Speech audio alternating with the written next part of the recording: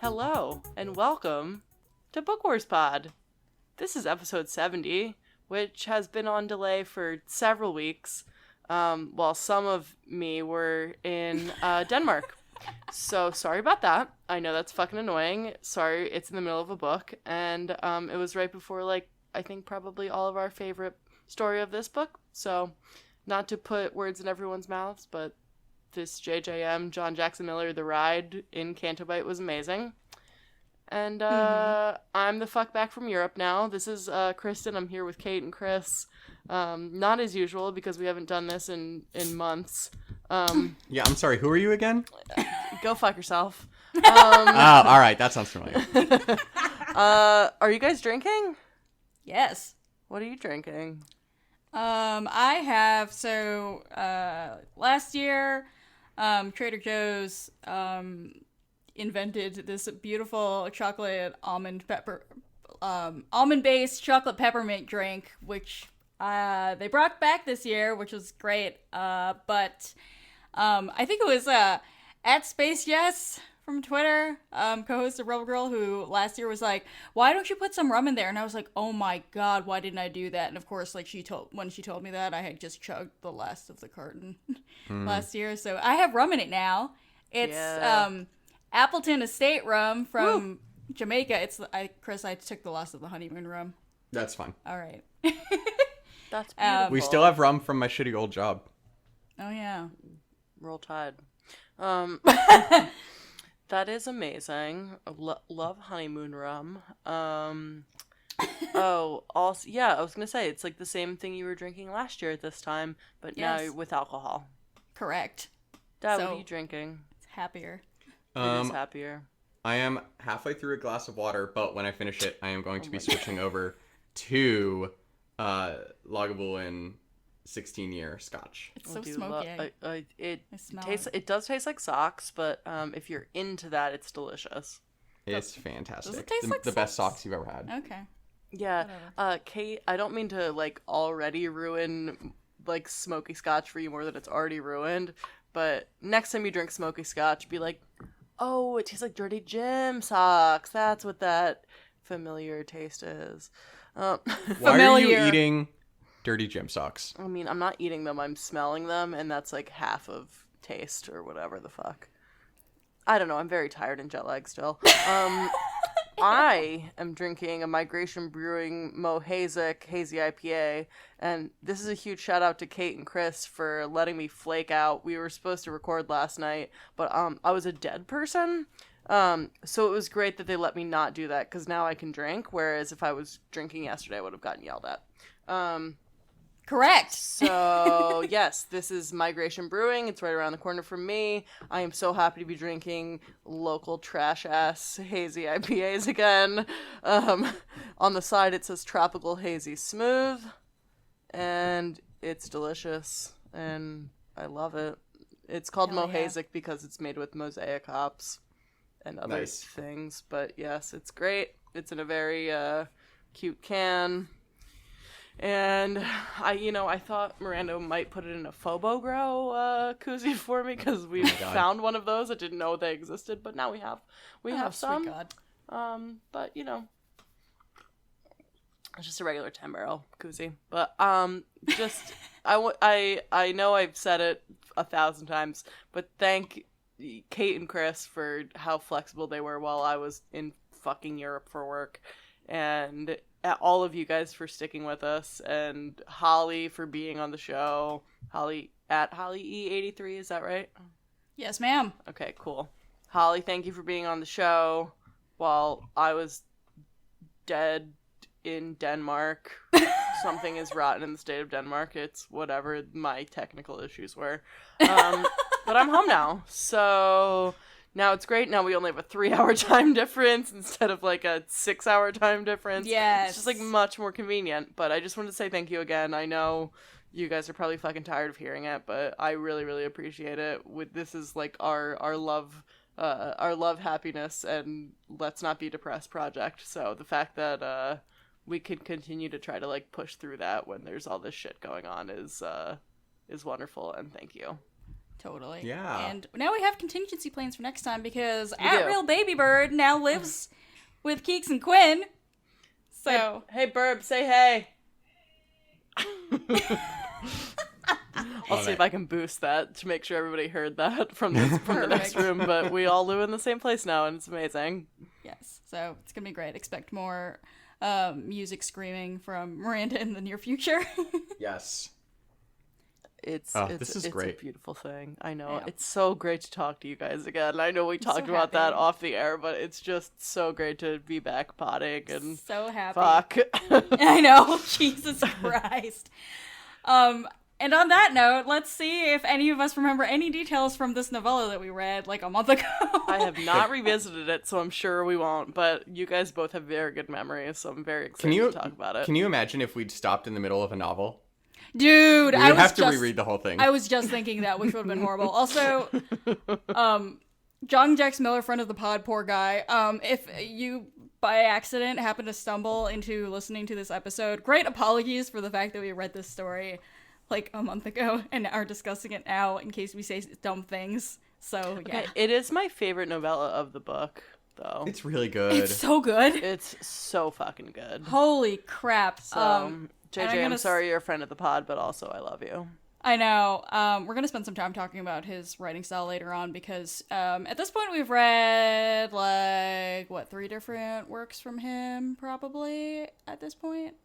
So New Dawn, this, what else? and his short story in Oh, yeah. Yeah, from a certain point of view. So we're familiar. And he also bothered to talk to me at All-Star Comic-Con this past summer. It's literally a 5-minute episode, bonus episode. Go back and find it. It's like the only one with a normal title. Chris, why are you like repeatedly kicking the goddamn table? Oh, because I have nervous like- energy left over You're from like earlier. kicking the table, you're kicking the cord into the table, which is like making a rattling noise. You're just like leaning back in your chair and like treating it like a rocking chair. What are you doing? Listen, I just want to make sure that our listeners are being reacquainted with the production quality that, frankly, they've come to know and love. Anyway, so Thank you guys so much for listening to us now and always. But Fucking- mostly just like thanks to my co-hosts for all of us being the worst 3 people that could ever have a podcast. this is why they didn't give us a panel at Star Wars Celebration. I know, They they were like, listened to "Oh, like our one st- episode and they were just like, "What the fuck is this?" Our Star Wars Celebration bonus app is going to be so much. It's going to be better now, though. Because, like, look, the panel would have been is. cool, but now we can just get drunk with Rogue Pod. It's going to be Oh my god, yes. fantastic. Guys, What it's we're gonna be a gonna crossover. It's gonna be a crossover episode, and we're all gonna be drunk as hell. It's gonna be lovely. That's ridiculous. Okay, so getting Should to we the talk actual about reading. the thing? Yes. Yeah. Okay, great.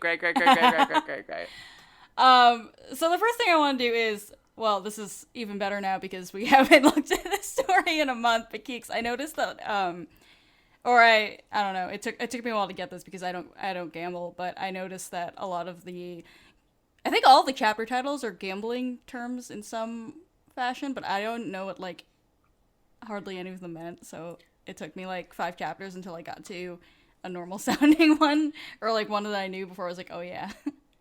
Yeah, I'm not the best person to ask about this because I also don't really gamble. I think, I think it was a fair mix of like actual gambling terms and like plays on gambling terms. Okay. If I were Cool. to, I mean, I might be full of shit and they could just be gambling terms. I don't know. But I think like similar to how everything else in the story was kind of like, you can equate this table game to poker or Yeah. blackjack or craps, whatever. I think it was like, these are we are to recognize these chapter titles as gambling terms, but they're not necessarily like gambling terms that we would know. They're like plays on gambling terms. It was kind of how I interpreted that. But Chris, you have gambled money at casinos more than I have actually, so Was that your read on That it was as that well? was my or- take as well. That it Okay. was like gambling term based. Okay, because some of them are okay. Because I think I got thrown off by the fact that some of them were real and some of them were not, and so I was just like, what? And so I'm sure it was like super clever and lovely, the double entendre that going on there, but it was lost on me because I don't know things. Sorry, I was just closing my window. Okay. I will edit that out. No, you won't. No, I think. No, I just think like it's. I think it's very similar in like it's whatever. You know, some of them were meant to be like very quickly understood, and some of them were not. Mm-hmm. Yeah. I don't think that we're like totally off base with that. Yeah. But yeah, and like the other thing that have you guys seen like the Ocean's movies? Mm-hmm.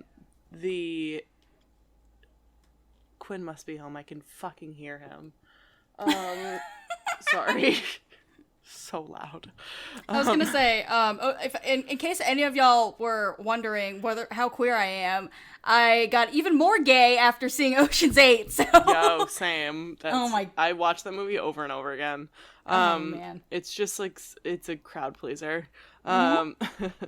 But I think like a lot of like the chapter titles are kind of reminiscent of that as well. They're like gambling terms folded into like things that reflect like the plot, which Yeah, I think for are sure. interesting.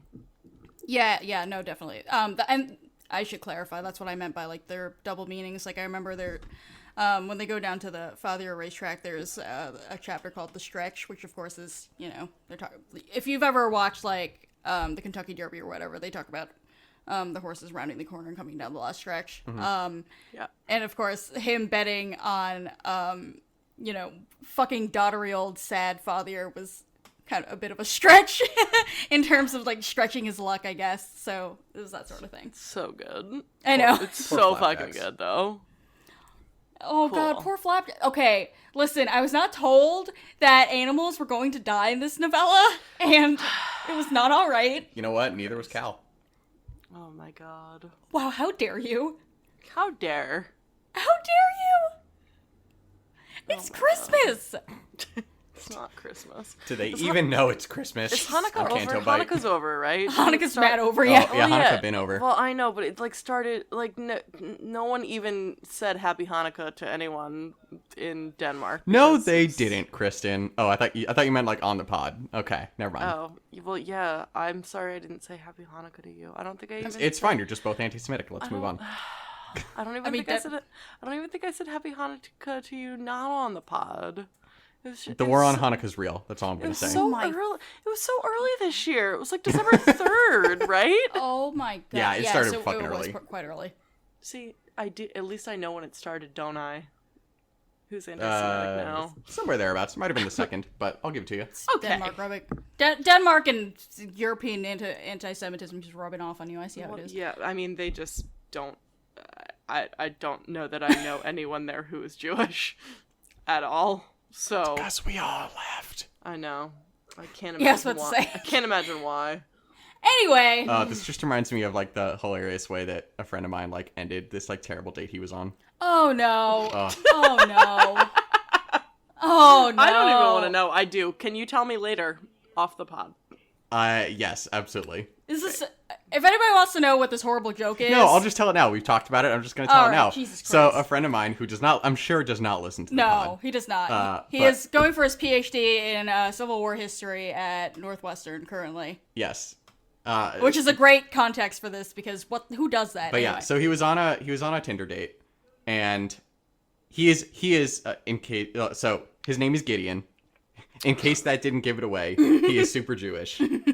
And he was on a date, and it was like really not going well. He was just like not vibing with this girl, and so like she is like I don't know, like just won't stop talking, and like she is like talking about her like 57 different cousins because you know she's Irish and that's just a thing for her, I guess.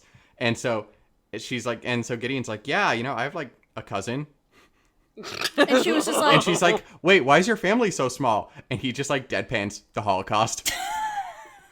Oh my god, that's so fucking good though.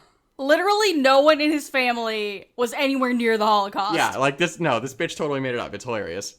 Oh my god, that's incredible. All right, let's actually go back to talking about Star Wars. So one thing, If we must. yeah, after I got us off track. One thing that I loved in this story is luck. And luck seems very familiar to the Star Wars universe because this is very clearly the Force doing something, right? Like, it has to be. Well, is it the Force doing something, or is it like similar to when we see Lando and Han fucking fixing games and people not being able to figure it out in what was that book called that we read? Someone help me. Last Shot. Thank you. Yes, that one. Lost Chat by Daniel Jose Elder. Jesus Christ. I'm sorry, it's called One Shot. One shot. Final shot. Yes. It's called One Chat. No, like how are we? That was one of the things that I think was most interesting to me about this, because I was like, it has very like overt Force themes, right? Just like a lot of the things that we read, it's like, oh, this could be the Force. But I'm like, when we look at like Last Shot, like there is as much of that we know isn't the Force, quote quote. Yeah. You know what I mean? Yeah. But I mean, like, Han and Lando, like, fix the games. Like, that's just, like, that's a thing they do. Yeah, but see, when you're fixing a game, though, that's what makes it predictable. Like, Right. I've never felt like the Force is predictable. Like, you put this note on the outline, and then my immediate first reaction, which I then wrote down under your point because I'm contrary like that, is like, you know, Cal is running around with the triplets, and he's trying to figure out when they're lucky, because they either super win or they super lose. And so he determines that when it's either one of them or two of them together, that's when winning happens. But when all three of them are together at the same time, that's when losing happens. Other way around, it's 1 or 3 winning. One or three, that's right. Yeah, Sorry, yeah. my bad. No, and then okay. when there are only two, they lose everything. So I was just like, why is the Force constrained by rules here? Like, Cal, it's a pretty reliable formula that he's figured out. Like, how you can't really game the Force. That feels wrong. Is it reliable, though? It almost killed him. It didn't actually work until he let go. Stretched out with his feelings. One might say, used the Force. Okay. That's- Yeah.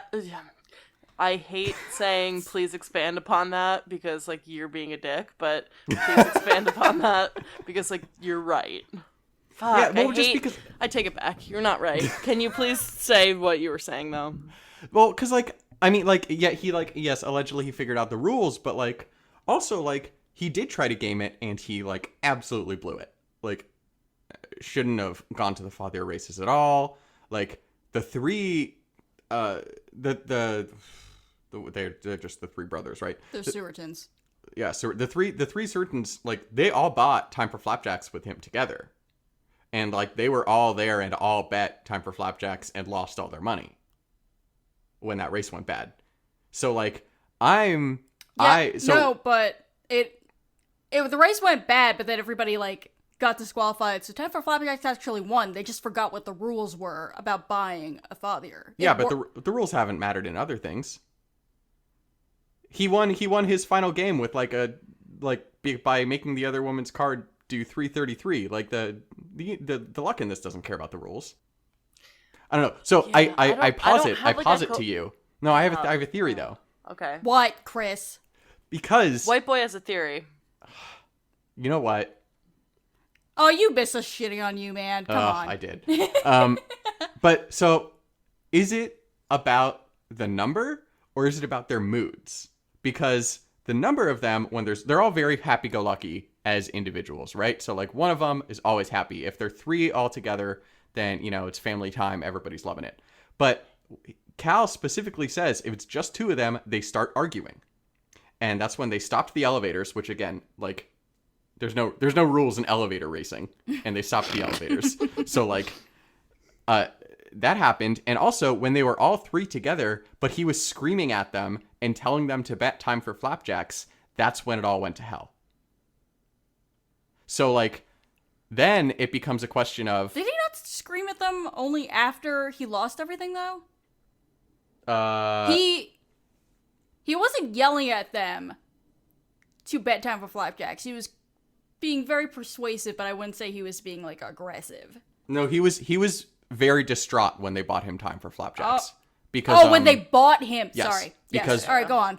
Wody... I don't... Wody, Dodie, and Dodie. I think it was Dodie was like very serious, was like, we have to fix this, and then like obviously it didn't, because it didn't work. But so reason why I think it could be the Force is because if it has to do with their moods and their getting along and the presence that they bring to the world around them, that could influence the Force, right? Because it's the light side bearing out over the dark side, you know, like the light side of happiness and joy and bringing this good feeling of winning into the world. As opposed to anger and hate and fear. And suffering. Yeah. Wow. I hate you. That was supposed to be lighthearted, and it just wasn't. Or something. Because I was right. Yeah. Yeah. Kate, how dare both of us say Chris was right this whole time? Twice. Sorry, I'm just sitting here basking in it. The listeners can't see, but it's happening. Listeners also can't see that Hamlet's out right now. I'm about to like pick him up and drop him down your shirt. Hamlet. Oh my god. Cuddles time. Yeah. He doesn't bite me. Yeah, I know he Hamlet loves doesn't. me. I know, because he's a good boy, unlike his mother who wants to kill you. I mean, I think that makes you a good boy as well, Kate. Oh, thanks. Yeah, I mean, obviously, like, this is the point of this story, right? It's like, we're supposed to be arguing about this and talking about how interesting it is. It's fucking great. I know. It's almost like JJM intended this because he's a good writer. Blah, blah, blah. God damn it!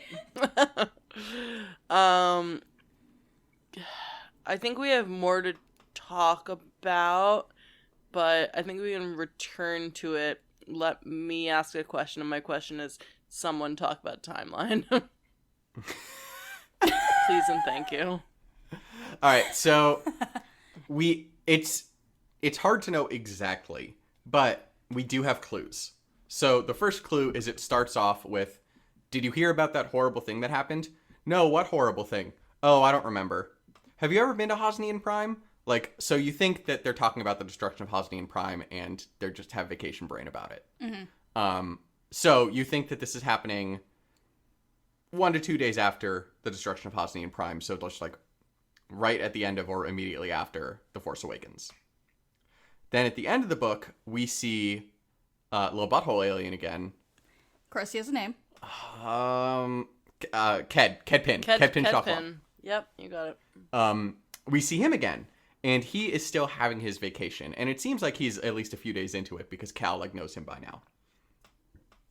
And so Also, he's finally actually having a good time, for Christ's sakes. so That it's poor man. clearly after the events of Rules of the Game by Saladin Ahmed, the first story in this book. So we know that he was there for a week on Canto Bight. We also know that he is still on Canto Bight when Rose and Finn are there. Yes. I guess we don't. Deleted scenes fall in a weird place of canon, so we don't like super know it, but like. But he's there. He's there. So this makes me think that this starts right at the end of Force Awakens and ends somewhere in the neighborhood of or right before the Canto Bight scene on Last Jedi. So it takes place over the course of a few days. Yeah. Like the first one is just like one night, and then a few days later we see the next one. Yeah. Does that answer your question, Kristen? You know, that really helps, Chris. Thank you. I'm so glad. Also, Yeah, thank you, Mom. What'd I do? I don't know, you spoke to Dad. Oh, okay. Hello. Yeah. She just didn't want to thank me alone. My ego's been fed enough for one You episode. helped- really has. You helped paint a picture, as always. I reminded him that butthole people have names too. That's Butthole right, people are butthole people too? Oh my god, butthole people are people. Like, Helped paint a picture, and in that picture is someone eating her ass. Oh my, stop. Kedpin Don't Chocolate, eat all Kedpin. right? Oh, God, this Listen, took a Ollie- weird turn. I'm not sorry. you mean this took a weird turn as if, like, this whole thing hasn't been one weird turn? Yeah, no, Okay, yeah. great. Yeah, Keeks. Yeah, no, yeah. No. So I know that I took us out of order, so the question is, what So we were what talking about... shall we speak about next? Sorry. We were what feels like years ago, we're talking about, is this the Force? Is this light versus dark? Or is it just like, there's the other possibility that it's something completely different? Because I think it's Wody that's like, Cal asks him to explain it. And like, Wody's like the seemingly more mature, like at least has some understanding of what's going on. He's got like a tie. It's so funny. Yeah. He's And- like naked but has a tie. Yeah. It's like I keep imagining them like giant Geico geckos, and it's very funny. Anyway, go That's kind of what they are. Yeah, I know. You can see them in Last Jedi. on. Okay. One played by Warwick Davis. That's right. And his daughter, I believe, is the other one. Yeah. Anyway, neither here nor there. But Holy Lord. Wody says something along the lines of, when Cal asks him how this works, he's like, I don't know. Just does. Mom always told us to bring joy to people. This is how it works. And like, it's just so simple. And like, so like getting back to the roots of Star Wars, where like now everybody wants, and like, don't get me wrong, I'm one of these people. I need backstory. I need rules. But like, everybody wants everything to make sense. You know, you need to know why the bombs are dropping toward the First Order dreadnought. God's sake. And like, you need to know, like, can Luke actually like force project himself half a galaxy away? Spoiler alert, yes he can. But anyway, Oh my god, shut up. like, people want to like know rules, and like, this is just kind of like, it doesn't matter what it is. Like, there are no rules. Right, and also, especially if you, I mean, Chris and I are in the middle of our annual rewatch of every single Star Wars movie within, several, very, very close together. Anyway, so we, this year, instead of going in Star Wars universe timeline order, we went in release date of the movie order, and so we watched the original trilogy first, and it's kind of incredible when you watch that and then watch the rest of it, just like how much stuff is packed in there that just never gets explained, and then it's really only the now that we're spinning the Star Wars universe out into all these other stories and media that we're really getting details on stuff. Like, nobody made rules that only dark side users could force choke people. Luke does that in Return of the Jedi, Jabba's palace. Like, there's no, there's not really a structure to it. I mean, good is good and evil is evil, but other than that, what? It's fucking free for all. It's a fucking space movie. You mean no one made rules like there are no bras in space? No, that one was hard and fast. Yeah, actually. that was a rule. Apparently. Sorry. No, you're not wrong. Drowned in Fucking moonlight, goddamn bullshit. strangled by her own bra. Jesus. Sorry. Oh. Um, And That was Lucas shady for no reason except for don't be rude, Lucas. because why not? I I mean, we can wrap up this discussion of what was it by just reminding everybody that Obi-Wan, in his experience, thinks that there's no such thing as luck. Fair enough. I mean, the other thing I fuck you. Because the other thing I wanted to say was that we've seen a lot of conceptions of the Force, especially when we read the Legends of Luke Skywalker. Yeah. You can see it in the Clone Wars universe as they hop around to different star systems, the different ways that beings conceive of the Force. As Chris makes another loud noise because that's my favorite thing. Again,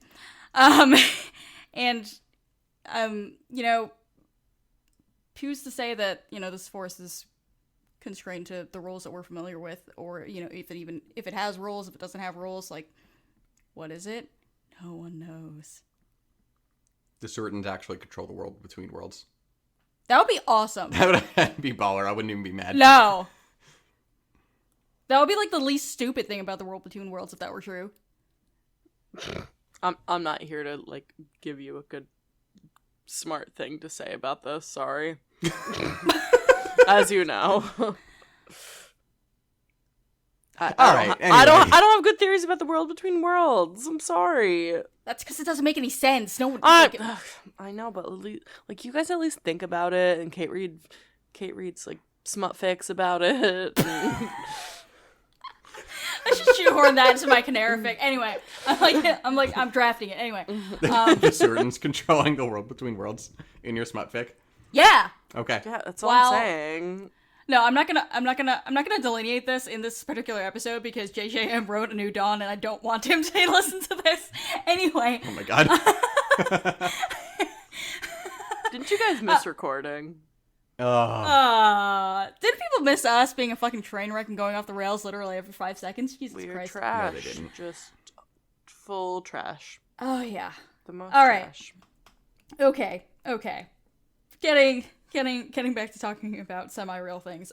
So one of the other things that I wanted to talk about, speaking of dichotomies between light and dark and things like that, we get a lot, especially I think in this story and The Winding Dreams, about Canto Bight and casino cities in general. Keeks, you talked about your experience having grown up like right by Atlantic City, how they're really these paradoxes that exist out in the world. There are just so many opposites happening and a lot of mirroring, but it's like equal but opposite things. So for example, in this novella we've got luck versus strategy, and Cal tries both, and at the end of the day neither of them really work for him, which is kind of interesting.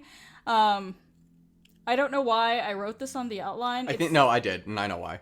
No, I wrote this. I don't need luck, I have these nice lizards. No. I specifically added that line to it. You wrote the main point of this outline. I specifically wrote that one because in my head... No, I remember writing this. I remember physically typing this. Well, then I don't know why I have such a vivid image of it, but in my head, it's very Chirrut voice. I don't need luck. I have... Scribble, scribble, scribble. Nice lizards. I hate you both. I don't know what I was on that day, but there we go. One of us is remembering this wrong, and I'm not sure who, well, who either of way, us it is all I'm going to say. Well, did you have something to say about it that wasn't an asshole comment? No, literally, that was my contribution. Jesus, Lord in heaven. I really don't know what the fuck my point was when I wrote that. So I'm going to move on to my next point, which is the other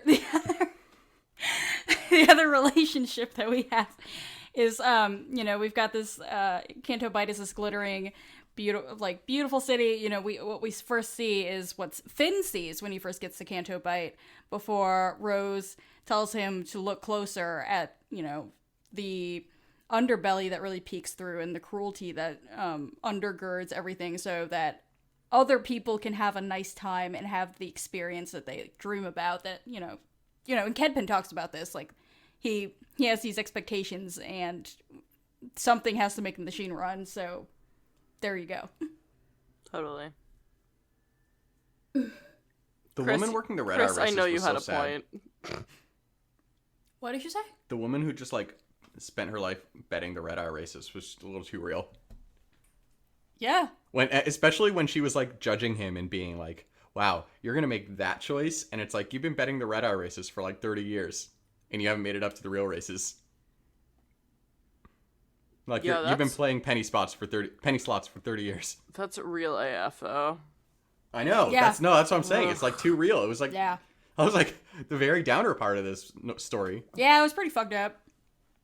I mean, that was one of my favorite parts of this story. It was it kind of had all of the correct characters as someone who's worked in the casino industry. I mean, it's not fucking rocket science, right? You have the sad people who are addicted to gambling, and then you have the people who do it recreationally and usually don't win anything, and then you have the people who are wow, you seem lucky and to get what you like and to kind of be living a different life than the rest of these people. Huh, very interesting.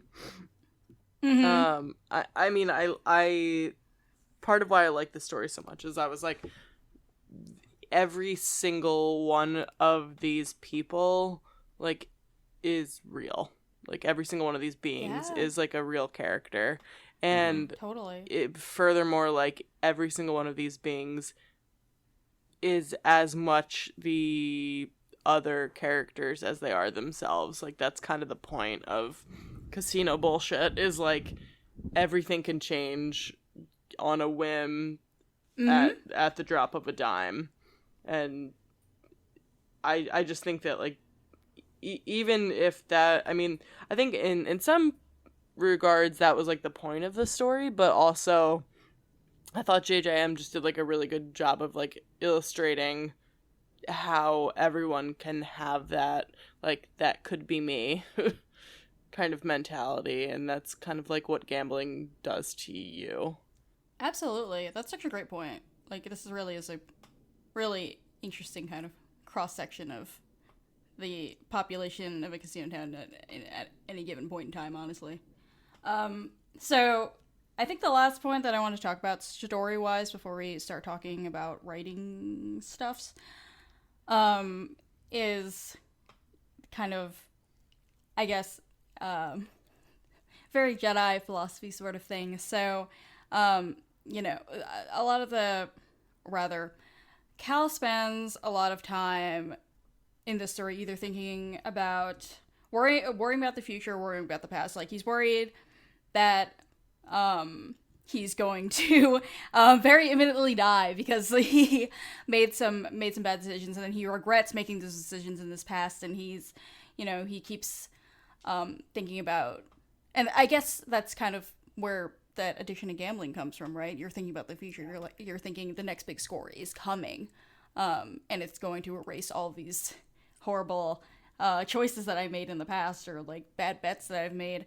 But what's interesting, and I think he points this out towards the end of the story, is that the three Stewartons, what they show him is that, you know, life is lived in the moment. Like, he's, you know, like, what he says is he's, like, this has been the most, like, fun and exhilarating night of his life, and it's, like, that joy he had when he first discovered how much he liked playing cards.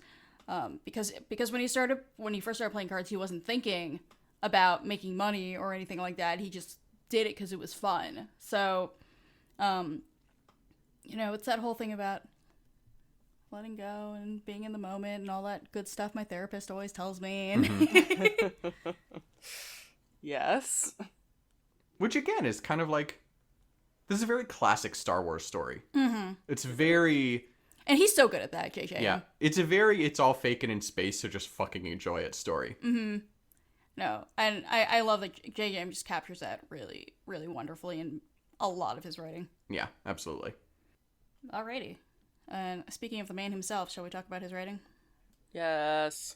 Yes. And by we, I mean I want Kate to kick it off, and then me and Chris can pepper in not interesting things into Kate's interesting.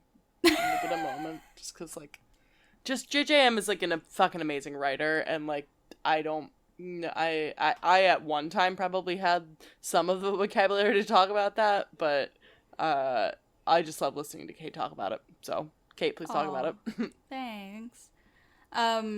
So I think one of the things I've said before about his writing, he said it feels super effortless, and I still haven't figured out why that is. The same way that I've kind of, like, I feel like I know why Claudia Gray's writing feels good to me, and if you want more about that, when we discussed Lost Stars, however so many episodes ago, I talked a little bit about that.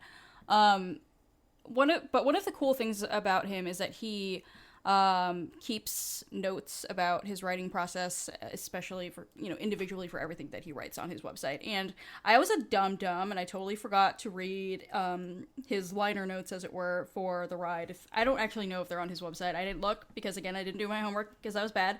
But I have, as Chris shakes his head slowly and disappointedly at me, like, I don't have scissors in front of me to be stabbing him in the eye. You could stab him. Okay. You're gonna edit this out, right? The squishy noise. No editing out evidence.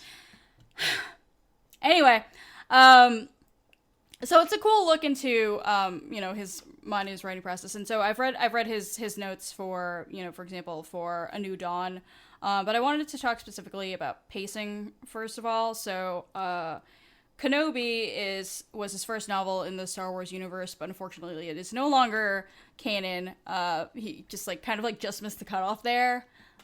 It's for that division between Legends and the new extended universe in the books anyway. But he writes in his notes for Kenobi that it takes place on Tatooine, and a lot of it involves small town life on Tatooine and how horribly boring it is, and you really get a sense of, you know, what Luke's always complaining about in A New Hope when he complains about why he wants to leave, because there's never anything going on. And so the pacing is deliberately slow, and it's a little bit torturous at some points, and, you know, you're just, like, kind of, like, sitting around in the sand, surrounded by sand and waiting for something to happen, and it really feels like that. And I noticed with the ride that, you know, again, one of the reasons why gambling is so addictive is that it's kind of just, like, this headlong, you know, jump into oblivion and relying on, I don't know, whatever, like nothing that makes sense, certainly nothing that has any rules. And the writing feels like that. The pacing feels like that. It feels, it's like this rollicking, you know, sort of pace where it's short chapters, something exciting happens in every chapter. Every chapter has a cliffhanger, and there's so much going on, and all it is packed into really a very small space. This is only a novella, and like 50 bajillion different fucking things happen, and we could probably sit here all day and talk about all of them. So, yeah, he's just like this master of pacing, in terms of like being able to slow things down or speed things up and make them feel like really, really breathless, and which I admire greatly because my pacing is bad in my writing. Yeah, this is a very frenetic story. Yes. It's just like very like you can't feel like you can put it down, like, which is like true of many stories. That's like a cliche for a reason, but like it's like you're kind of just like at the end of every chapter, just like fuck, he's about to die. I know, and it's just like let's roll another round of dice and see what happens to Cal next. Well, and that's totally right, and like I think that's I think there's a fine line between, I don't want to put words in your mouth, Kate, but I think there's like a fine line between thinking that your pacing isn't good and then having pacing that is part of the story, right? Mm-hmm.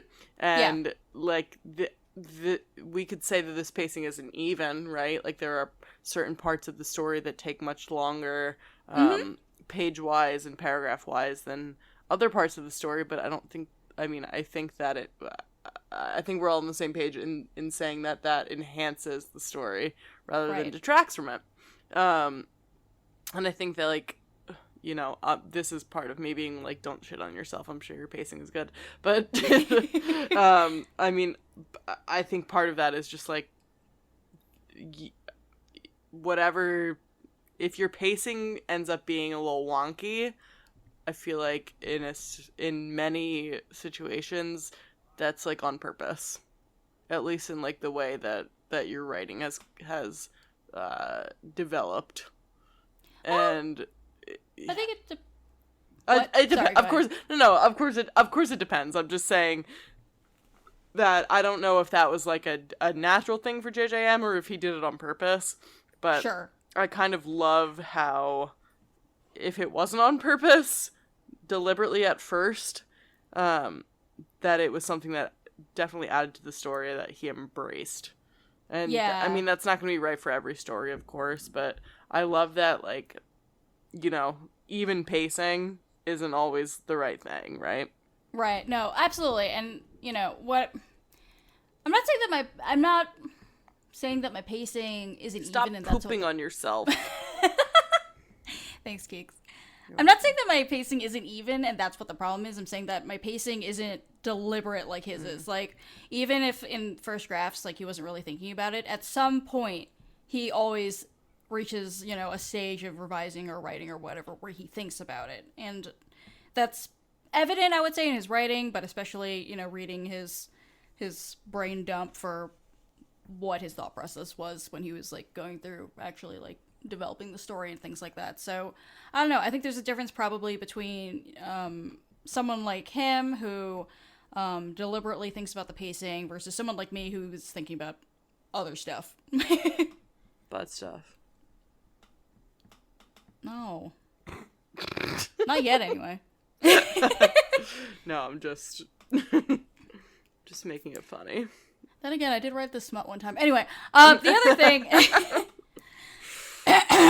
and the other thing about JJM that you can glean from reading his notes, and especially if you're a writer, I really encourage you to go to his website and take a look, is that he really loves numbers and he loves playing with numbers, and this was the perfect story for him to do that, because all throughout this story, all you get are threes, multiples of three. There's obviously the brothers are triplets. At the end, the card that malfunctions says 333. There's just 3 threes. Like, there are a lot of nines going on, which I thought was really clever. And it's fun for me when writers like hide that sort of thing in there, and then also don't draw attention to it, because then if you draw attention to it, then that's not good writing. La la la. And he does this in all his works. Apparently, he knows his grandpa. His grandpa was a World War II veteran, and he knows what his plane number was, and he, like, works that into every story. And I can't freaking remember what the plane number was, or I would tell you where it is in the story. But I always think that those sorts of touches are fun, the same way that George Lucas uses 1138, or I think Claudia Gray in Lost Stars worked in the numerical date for when A New Hope was first released, like things like that. And it's just kind of like, it's a thing that interests him, but it's also kind of a Star Wars tradition that's been passed down through all sorts of things, and it's fun. Totally.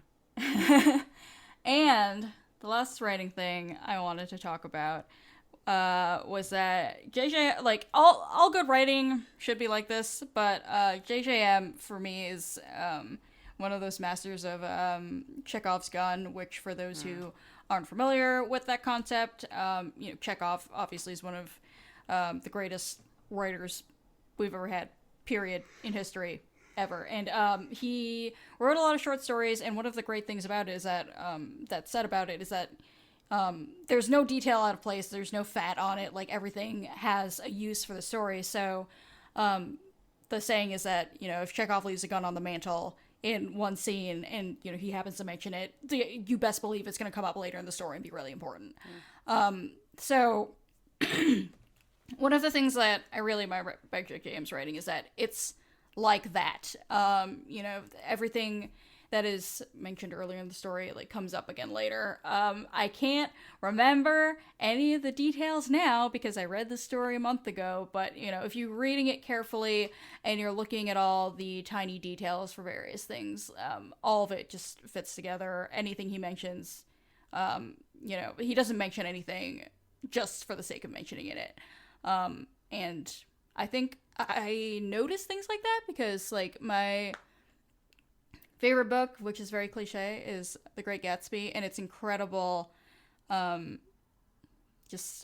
economy, I guess, of language, while also being, like, really poetic and beautiful writing. And it's always interesting to me because, Great Gatsby is the novel that made me want to be a writer, but also if you go back and you look at F. Scott Fitzgerald's earlier writings, they are long, they're just, like, they have so much extra on them, like, there's just, like, all this, like, extraneous stuff, and then you get to The Great Gatsby, it's this tiny little book, and it's because he finally learned how to fucking edit.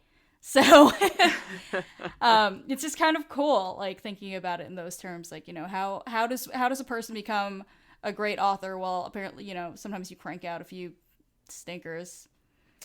This side of paradise, and then you get to book is not good. The Great American Novel. Like, it's just cool. It's funny because apparently, like, This Side of Paradise was, like, very well loved in its time. Yeah, but that's because, like, people were making that transition from, bad writing into good writing, yes. No, well, from, like, long drawn out writing that was purposefully, syndicated in magazines, and you got them chapter by chapter, and like, when you start doing that, like, the author fucking forgets what they wrote about, like, 5 chapters ago, sort of thing, and they're getting paid by the word, so they just make it go and go and go and go, and you're, turning that into a time where people were actually buying books, which they didn't used to actually do. Like, books existed, but nobody actually bought books. Except Gatsby, but he never cut the pages. Deep cut there. All right. Father. You missed me, Kristen. I miss you both so much. Oh. I missed you because I hate talking to Chris all day. Anyway. Can I very briefly mention Easter eggs? Yes. There's only one really important one that I want to bring up. Obviously we've got more characters crossing over amongst the novellas, and one of the questions I want to ask Tom when we have him on for the wrap up next episode. Yay! I know, Darth Turnus, the associate editor at Del Rey, who is super cool. We see Kedpin, we see Joris, who's the woman who bets on the Red Eye race, this poor woman. Big Sturgana, like all of those characters come up again. But also, if you have read JJM's previous work and you have read Kenobi, he is like slowly making various characters and situations from that novel. He's putting them in the new canon, which is incredibly funny to me. So the little Easter egg he's got there in this particular novella is the character Mosep Benid, who is the guy who kind of finds Cal at the racetrack and shakes him down, and Cal almost gets like thrown out of the box like to die. He shows up in Kenobi as basically Jabba's accountant. Oh, so, interesting. Yeah, so he's just like, and like he mentions, I've worked for various notorious figures throughout my life, and so he's just apparently accountant to various crime lords, and that's just what he does. Amazing. I know. So I laughed. So great. That's all I got. All right. That was a good Easter egg. Thank you. All right. Well, let's wrap it there. And thank you very much for listening to this long-awaited episode of the Book Wars Pod. We're actually thinking about stopping at episode 69 because it's I mean, it would be a great place to cut it off. Anyway, next episode, we're going to be wrapping up Canto Bight with special guest, Tom, does he want his last name out there? I don't know. We're going to say Darth Turnus for now. Tom himself, associate editor at Del Rey. Hashtag Dat Tom. Dat Tom, indeed. Jesus. So send us your questions for him about publishing in Star Wars, publishing genre fic and IP tie-ins in particular, Canto Bight specifically. We are going to ask him about all these things. And we're also going to give away 2 copies of Canto Bight. So if you know somebody who thinks that this, or who you think would enjoy this book, but they haven't read it, if you've been listening to these episodes and you haven't read it and you want to read it, all you have to do is leave us a review on iTunes and then send us, are we making them send us a screenshot of it? Yeah, dude. Okay, and then send us a screenshot of it so we know who you are. That's all you have to do, and you're entered to win automatically 1 of 2 copies of Canto Bight. Woo. Also, if you ask Tom, if you at us dumb questions for Tom, such as like what's gonna happen in other Star Wars things that aren't out yet, I will just like freestyle about just very many Snoke theories and how are they related to Spider-Maul and his iron legs. Okay, so that's a threat and a promise. Yeah, absolutely. And then in the meantime, so that is going to come out Christmas week probably, and then we're probably going to take a week off for the holidays and maybe throw a bonus episode out there. We're going to be back in January, and our next book, in case you want to get ahead, is going to be Thrawn Alliances by Tim Zahn. Long awaited. This is, as a Anakin/Vader fanboy, absolutely love this book. I'm excited to see what y'all think of it. And of you course, already this is very fucking read it, topical. Chris, didn't you? Yeah, I've read fast. all these. I know, you're so fast. And this is very topical, of course, because the sequel and 3rd book in the new Thrawn series, Thrawn Treason, was announced last week. So we're very excited about that as well. So many blue boyfriends for Kristen. Oh my gosh. Yo. In the meantime, hit us up on Twitter, Facebook, Instagram, and Tumblr at BookWarsPod, bookwarspod@gmail.com to email us. And as I said, rate, review, and subscribe to us and the Tashi Station Radio Mega Feed to win great prizes, including in the next 2 days, if you do it by Thursday evening, a possibility to win a copy of Canto Bight. Absolutely free. It's the holidays. It's a perfect time. If you are so inclined and have the means, please donate to the Tashi Station Radio Patreon or give us coffee at ko-fi.com/bookwarspod. It really helps us cover our hosting and production costs and helps us bring some swag to Star Wars Celebration, which, now that we did not get our panel for Star Wars Celebration Chicago, we will just be throwing at random people on the convention hall floor. So if you want to see that and you want to see Kate throw pins at Dude Bros heads, then you should give us coffee so that we can support it. That's really generous. I can't aim to save my life. I mean, Yeah, but I like, didn't say you hit them. I said you threw it at them. Oh, chances my God. are like you hit a dude, bro. Sure. That's all I'm Yeah, saying. like, we're going to be at Star Wars Celebration. Fair enough. It's going to be like fish in a barrel. You're going to hit one fish. It's just a question of which fish. Dude, bro. Fish in a barrel. Dude Bros in a barrel. That sounds sweaty. Ugh, On that sweaty stop. note, our theme song is Whiz Bang by Poddington Bear. Our logo and artwork are by Joe Butera Design. Thank you, as always, for listening to the Book Wars Pod. Thank you for sticking with us during our mini hiatus. Also, I'm so sorry for this episode. We're never sorry. We never apologize for anything. For Kate and Kristen, I'm Chris. We are happy to be back, and we will talk to you next week. Well, Braun pulls us off the air because that was out of control. Hold on 1 second, please. Can you guys be quiet? Fuck. Quinn's voice carries because it's deep.